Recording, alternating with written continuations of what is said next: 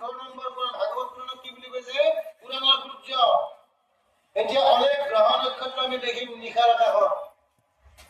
ৰাতিপুৱা যেতিয়া সূৰ্য উদয় হ'ব তেতিয়া অলেখ গ্ৰহ নক্ষত্ৰ নিষ্ঠ কিন্তু আছে।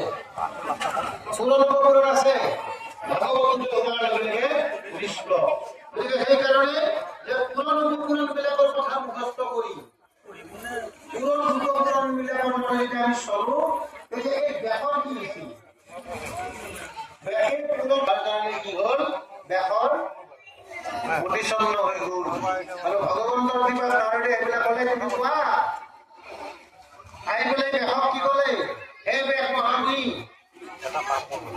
তুমি 4 বেদৰ শাখা ভেদ কৰিলা, তোমাৰ মনটো অস্থিৰ, কি হৈছে?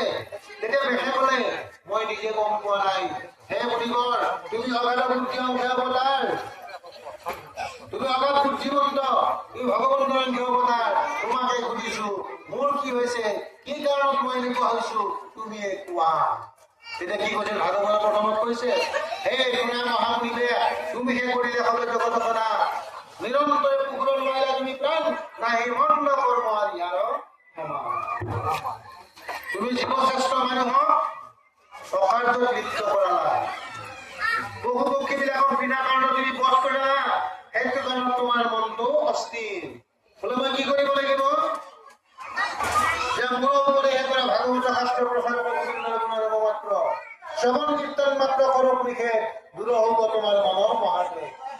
তুমি ভাগৱত ৰচনা কৰা আৰু ভাগৱত দেখুৱাই দিবা, এক পৰম ব্ৰহ্ম সেৱা কৰিলে, উপাসনা কৰিলে সমস্ত জগতৰ ফল যাও নামতে পাব।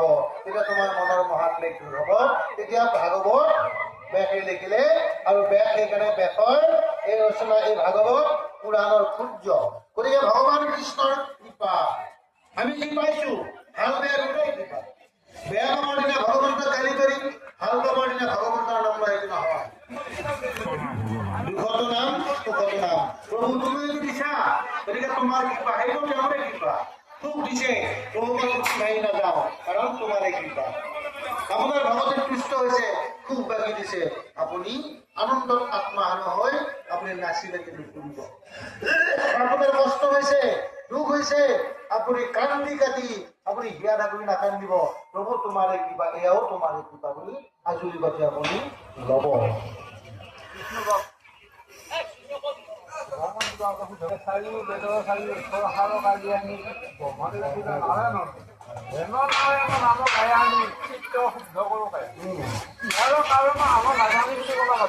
আমি আৰু বেলেগ কাৰণ একো নাজানো।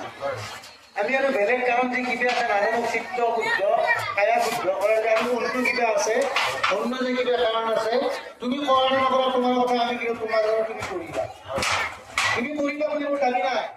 মই কিন্তু তোমাৰ নাম লৈ চিত্ত কায় শুদ্ধ কৰি, সেইকাৰণে নাৰায়ণ তোমাক মাতিছো।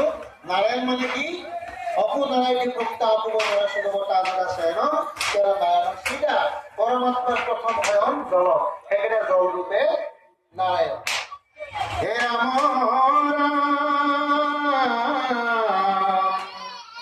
যেন দানময় কন্যা খাজিয়া